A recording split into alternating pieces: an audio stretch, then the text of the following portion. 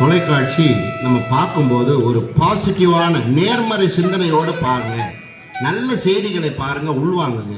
தயவு செய்து அன்பு மாணவர்களே, இந்த மாணவிகளை நம்முடைய சகோதரிகளாக போற்றுங்கள். அன்பு மாணவிகளே, இந்த மாணவர்களை நம்முடைய சகோதரனாக போற்றுங்கள். இப்போது உங்களுடைய பிஞ்சு உள்ளங்கள் புத்தகம், படிப்பு, ஆசிரியர் இல்லையா, பள்ளியினுடைய வகுப்பறை இப்படிதான் இருக்கணும், வேற எந்த சிந்தனைக்கு போகக்கூடாது. அதற்கு தான் இந்த தலைப்பு சொல்லப்பட்டிருக்கிறது. மிக அருமையான செய்தியை சொல்லி இருக்கிறாங்க.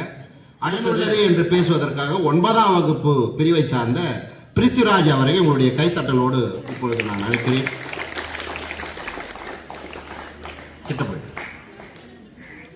யாமறிந்த மொழிகளிலே தமிழ் கொழி போல் இனிதாவது எங்கும் காணோம் என்று பாரதியார் கவிதை கேட்க பார்ப்பது பயனுள்ளதே என்று தீர்ப்பு அளிக்கும் நடுவர் அவர்களுக்கும், எதிரணியில் வாதாடி தோற்க வந்திருக்கும் என் இருபால் நண்பர்களுக்கும், இந்த பட்டிமன்றத்தை பார்க்கும் மாணவர்களுக்கும் என் இனிய மாலை வணக்கத்தை தெரிவித்துக் கொள்கிறேன். இந்தியாவில் தொலைக்காட்சி அறிமுகமான பின் ஏழை பணக்காரர்கள் இடையே வேறுபாடுகளை இல்லாமல் வீட்டிற்கு வீடு தொலைக்காட்சியை பார்த்து மகிழ்கிறார்கள். பெரியோர்கள், முதியோர்கள், பெற்றோர்கள், சிறு முதல் முதியோர்கள் ஆகியவர்கள் தொலைக்காட்சியை பார்த்து காவியம் ஒளிபரப்பாகிறது. இதனை முதியோர்கள், பெற்றோர்கள் பார்த்துவிட்டு சின்ன குழந்தைகளுக்கு, மாணவர்களுக்கும் ராமாயணத்து காவியத்தை பற்றி கூறுகிறார்கள். இதனை நீங்கள் எப்படி தீமை என்று கூறுகிறீர்கள்? எப்படி கூறுகிறீர்கள்? ராமாயணம், மகாபாரதம் 6:30 மணிக்கு கம்பராமாயணம் போடுறாங்க, மிக சிறப்பாக மகாபாரதத்தை பார்க்கிறோம். கம்பராமாயணம் என்பது வாழ்வியல், எப்படி வாழ வேண்டும், அண்ணன் தம்பி எப்படி இருந்தார்கள், எப்படி ஒரு பெண் மீது ஆசை கொள்ளக்கூடாது இல்லையா என்ற காவியங்களை நீங்கள் பார்த்தீங்கன்னா எதிர்காலத்தில் நல்லா சிறப்பாக இருக்கும். அவன் கேட்கிற கேள்விக்கு நீ பதில் சொல்லணும். அடுத்தது தம்பி, அருமை, சொல்லு தம்பி. அது மட்டும் இல்லாமல் கொரோனா காலகட்டத்தில் கல்வி கூடங்களுக்கு போகாமல் வீட்டிலேயே அடங்கி கிடந்தோம். இதனால் தொலைக்காட்சியில் கல்வி தொலைக்காட்சி என்னும் தொடரை ஒளிபரப்பு செய்து அதனை நாம் கற்றுக்கொண்டு நம் கல்வி அறிவை மேம்படுத்தினோம். அது மட்டும் இல்லாமல் உலக அளவில் நடக்கும் செய்திகளை உடனுக்குடன் தெரிவித்து தொலைக்காட்சியில் பார்க்கின்றோம். இதனை எப்படி நீங்கள் தவறாக என்று கூறுகிறோம்? எப்படி நீங்கள் தவறு என்று கூறுகிறீர்கள்? அருமையான அற்புதமா பேசுறான், சொல்லு தம்பி. ஜாக்கி, கார்ட்டூன் பாக்குறீங்க, எல்லாரும் சொல்லுவாங்க கார்ட்டூன் வந்து நீங்க தீமை உன் கல்வி அறிவு போயிட்டு. ஆனா ஜாக்கி சான் போன்ற நிறைய கார்ட்டூன்கள் பார்த்து அதுல வரும் எதிரிகளிடம் நம்மை பாதுகாக்கும் கொள்ளும் வகையில் கும்ஃபும் கராத்தே என்ற கலைகளை நாம் கற்றுக்கொண்டு நம்மிடம் வந்து பாலியல் கொடுமையை வரும் எதிரிகளிடம் வந்து நாம் தற்பாது கொள்கிறோம். அருமை அருமை, அற்புதம், சொல்லு தம்பி, அருமையான கருத்துக்கள்.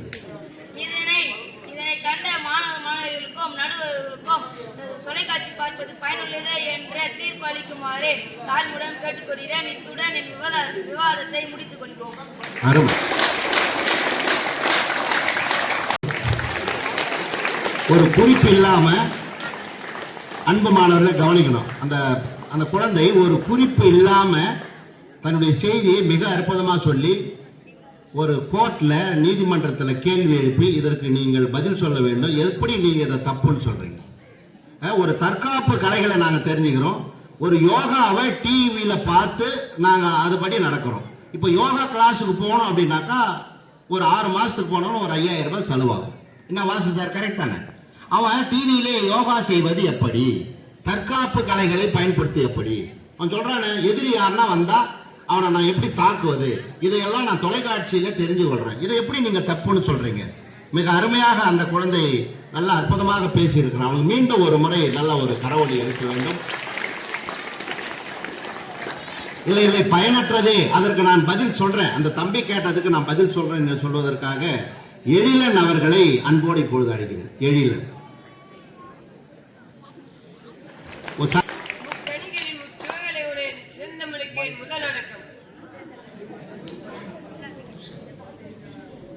தொலைக்காட்சி பார்ப்பதால் தீமையை தீர்ப்பு தர காத்திருக்கும் நடுவர்களுக்கும் மாணவர்கள் மற்றும் இருபால் ஆசிரியர்கள் அனைவருக்கும் மாலை வணக்கங்களை தெரிவித்துக் கொள்கிறேன். ஒரு கூட்டு குடும்பத்தை தனி குடும்பமாக உடைப்பதில் பெரும் பங்கை தொலைக்காட்சி மற்றும் கைபேசி வகிக்கிறது. ஒரு கூட்டு குடும்பத்தை எப்படியெல்லாம் தனி குடும்பமாக மாற்றுவது என்று 6 மணிக்கு மேல் ஒளிபரப்பாகும் சீரியல்களில் கைத்தட்டலாம். எப்படி ஒரு கூட்டு குடும்பத்தை தனி குடும்பமாக மாத்துற டிவி சீரியல் அருமைடா, அருமை அருமை. எதிரணி நண்பர் சொன்னவாறு ஆ, 6 மணிக்கு ஒளிபரப்பாகும் ராமாயணத்தை மற்றும் அதை விட்டுவிட்டு மற்ற சீரியல்களில் ஒளிபரப்பாகும் மற்ற சீரியல்களை அவர் என்ன சொல்றாரு, 10 சீரியல் போதுன்னா அதுல ஏதோ ஒரு சீரியல் நமக்கு தேவையா இருக்குது, மத்த 9 வந்து கலாச்சாரத்தை கெடுக்குதே அப்படின்றாரு. அப்போ 91% தீமையை பார்க்கறாங்க, செல்போன்ல தீமையை பார்க்கறாங்க, ஏதோ ஒரு 5% 10% நகைச்சுவை பார்க்கறாங்க. அருமை அருமை. தொடர். எதிரணி நண்பர் சொன்னார், சுட்டி டிவி பார்ப்பது நன்மை என்று. வீட்டுக்கு போன உடனே பேக தூக்கி போட்டுட்டு சுட்டி டிவி பார்ப்பது நன்மையா? அதனால் கல்வி தரம் குறைகிறது, இதனால் தொலைக்காட்சி பார்ப்பது தீமை என்று கூறி விடைபெறுகிறேன். நன்றி.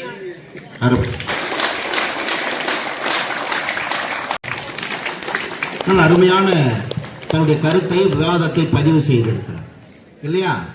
ஏதோ ஒரு சில சீரியல்கள் இருக்கிறது. நல்ல அருமையான ஒரு கேள்வி கேட்டான். ஒரு சீரியலை பார்க்கும்போது அதுல ஒரு கதாநாயகன் கதாநாயகி இருப்பாங்க, ஆனாலும் அதை ஒரு வில்லி வருவான், எப்படியாச்சும் சூழ்ச்சி பண்ணி உங்களை பிரிக்கணும். என்ன சீரியல் அருமையா சொன்னாரு, அதாவது நம்ம கூட்டு குடும்பமா இருக்கிறத தனி குடும்பமா பிரிக்கணும் அப்படின்னு. தனி குடும்பமா பிரிச்சா அப்பா அம்மாவுடைய நிலைமை என்ன ஆகும் இல்லையா? உங்களை எல்லாம் வந்து ஒரு தந்தை எப்படியெல்லாம் வளர்த்து இருக்கிறார்கள் நாம பார்க்கணும், ஒரு தாய் எப்படியெல்லாம் வளர்த்து இருக்கிறார்கள். இந்த தந்தையும் தாயை விட்டுட்டு நம்ம தனி குடும்பமா போயிட்டோம்னா அவங்களுடைய மனசு மாதா வயிறேறிய வாழா ஒரு காலம் இல்லையா? மாதா வயிறேறிய, அன்பு மாணவர்களே கொஞ்சம் கவனி, மாதா வயிறேறிய வாழா ஒரு காலம் வாரியார் சொல்லி இருக்கிறார். அம்மா வயிறு எரியவே கூடாது. தயவு செய்து அப்பா அம்மாவை நீங்க போற்ற வேண்டும். அன்னையும் பிதாவும் முன்னறி தெய்வம்னு சொல்லி இருக்கிறாங்க இல்லையா? கொன்றை வேந்தன்ல அன்னையும் பிதாவும் முன்னறி தெய்வம் அவர்கள் தான். இப்போது அணித்தலைவர்களுக்கு ஒரு நிமிடம் செல்போன் என்பது பயனுள்ளதே என்று அந்த அணியினுடைய தலைவர் நிறைவு பேச்சாளர் திரு ராஜஸ்ரீ அவர்களை அன்போடு அழைக்கிறேன். சொல்லாத கருத்து சொல்லணும். தொலைக்காட்சி எதிரணி அவர்கள் சொன்னார்கள், நான் கைபேசி பார்த்த பெட்டி பெட்டி என்று. அந்த பெட்டியில் தான் வெளிநாடு சென்றிருக்கும் வெளியூர் சென்றிருக்கும் உங்கள் அப்பா அம்மா கிட்ட பேசுறீங்க, அதுக்கு மட்டும் அந்த பெட்டி உபயோகம் செய்யலையா உங்களுக்கு? மற்றும் அந்த தொலைபேசியை கொண்டு அங்க தூரத்துல இருக்க நம்ம நண்பனுக்கு ஒரு ஆபத்துனா இல்லது முக்கியமான சேவைனா அதுலதான் பணிமாற்றம் செய்யறோம், பணத்தை அனுப்புறோம், அவனுக்கு உதவி செய்யறோம். தொலைக்காட்சி மற்றும் கைபேசி நன்மைகள் தீமைகள் என்று எண்ணாதீர்கள். எப்பவுமே நெகட்டிவிட்டி பக்கம் போவாதீங்க, பாசிட்டிவா யோசிங்க. நம்மளுக்கு பாசிட்டிவ் இருந்தாதான் சுத்தி பாசிட்டிவ் வைப்ரேஷன் வச்சுக்கோங்க. தொலைக்காட்சி நம்ம பார்க்கும்போது ஒரு பாசிட்டிவான நேர்மறை சிந்தனையோடு பாருங்க, நல்ல செய்திகளை பாருங்க, உள்வாங்குங்க. மிக அருமையாக ராஜஸ்ரீ வந்து சொல்லி இருக்கிறாங்க. இப்பொழுது ஒரு புதிய சிந்தனையோடு மீண்டும் செல் பயனற்றது என்று ஒரு புயல் மீண்டும் ஆரம்பிக்க வருகிறது. அமிர்தவச்சனி அவர்களை அன்போடு நான் அழைக்கிறேன்.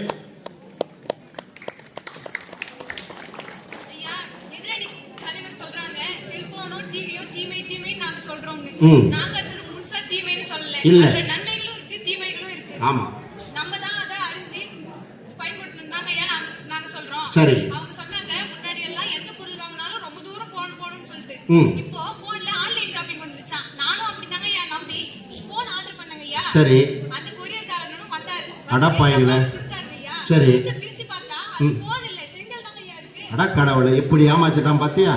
ஏமாந்து போயிருங்க. செங்கல் வச்சு நான் என்னங்க ஐயா பண்ண முடியும்? ஒண்ணு பண்ண முடியும், ஒரே ஒரு செங்கல் தான். அவன் வந்து ஒரு லோடு அனுப்பியிருந்தா ஒரு வீடாச்சும் கட்டி இருக்கலாம். ஒரே ஒரு செங்கல் இருக்குது. அருமை அருமை. அடுத்து செய்தி. ஆமா, எம்மாடி சரி,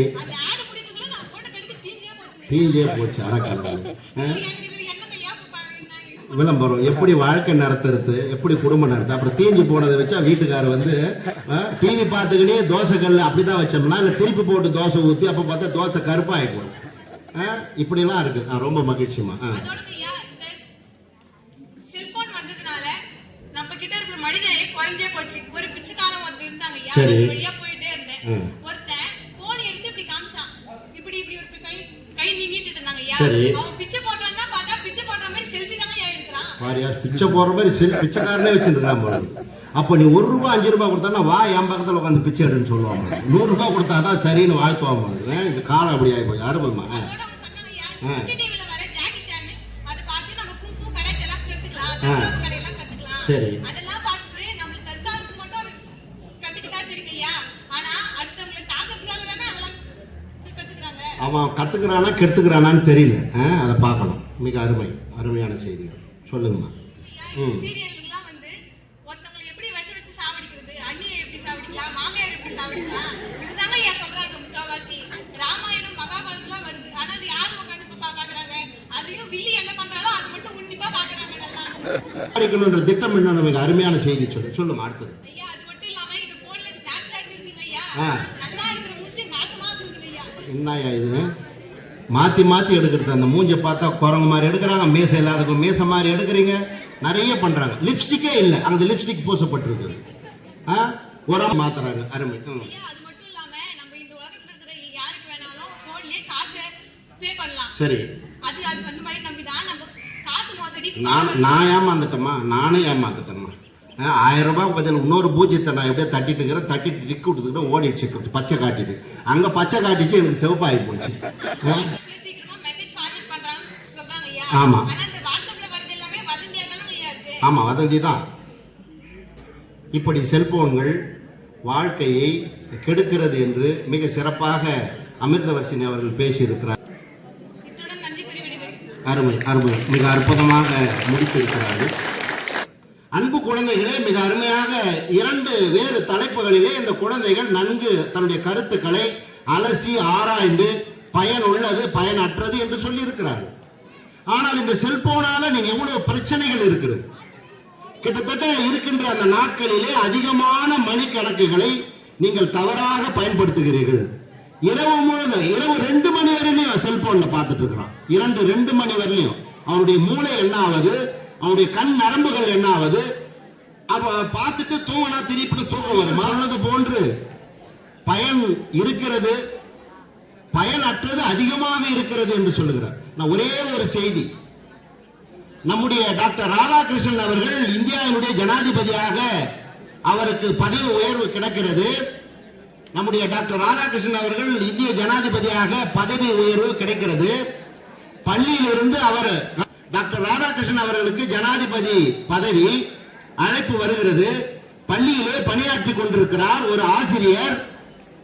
அப்படி பணியாற்றி கொண்டிருக்கும் போது ரயில்வே ஸ்டேஷனுக்கு அவர் ரயிலை ஏற்றணும். குதிரை வண்டிக்காரன் வந்து பள்ளிக்கூடத்தில் நிறுத்திட்டான் வண்டியை. குதிரை நின்றுட்டு இருக்குது, குதிரை வண்டி. அந்த குதிரை ஓட்டி நின்றுட்டான்.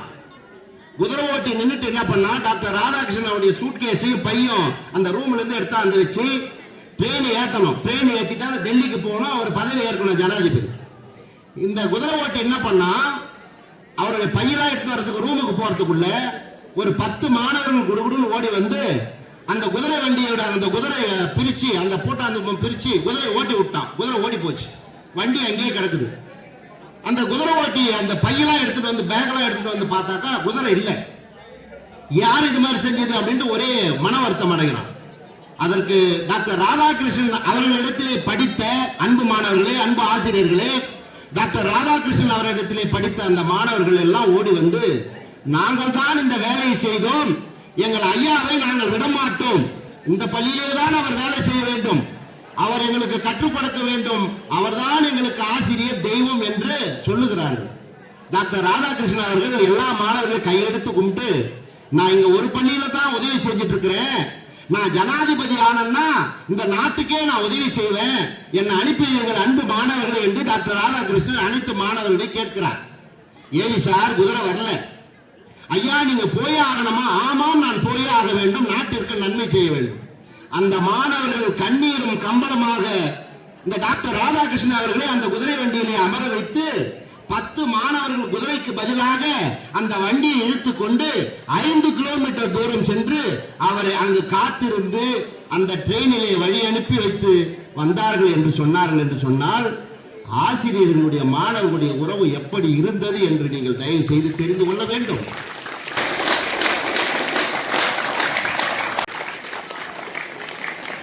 ஏன் இப்ப கெட்டு போச்சு? நாங்களாம் அதை பின்பற்றி இருக்கிறோமே. அப்துல் கலாமை பின்பற்றி இருக்கிறோம், காமராஜரை பின்பற்றி இருக்கிறோம். நிறைய செய்திகள் இருக்குது. படிச்சுனா ரொம்ப சிறப்பாக இருக்கணும்.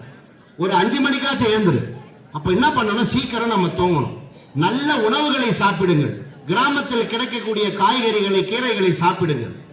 பெற்றோர்களை மதியுங்கள். பிறந்த நாள் வருகின்ற போது பெற்றோருடைய காலில் விழுந்து வணங்குங்கள். ஆசிரியர்களை போற்றுங்கள். நாங்க உங்களால் இந்த மரியாதை வாங்கி எங்களை நீங்க போற்றணும் நாங்க சொல்லல. நிறைய வரலாறு செய்திகள் இருக்கிறது, நல்ல செய்திகள் இருக்கிறது என்று அமிதவச்சன் சொல்லி இருக்கிறாங்க. ஆனால் நிறைய தீயவைகள் இருக்கிறது.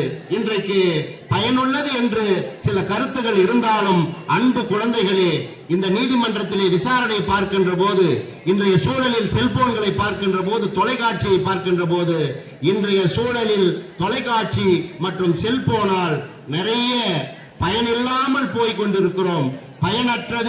பயனற்றதே என்று கூறி இந்த நல்ல வாய்ப்புக்கு நன்றி பாராட்டி நம்முடைய தலைமை ஆசிரியர் அம்மையார் அவர்களுக்கும், இதை ஏற்பாடு செய்த நம்முடைய தமிழ் துறையை சார்ந்தவர்களுக்கும், செல்போனால் தீமைதான் அதிகம் என்று இந்த நீதியில தீர்ப்பை கூறி நான் நல்ல வாய்ப்புக்கு நன்றி கூறி விடைபெறுகிறேன். நன்றி, வணக்கம்.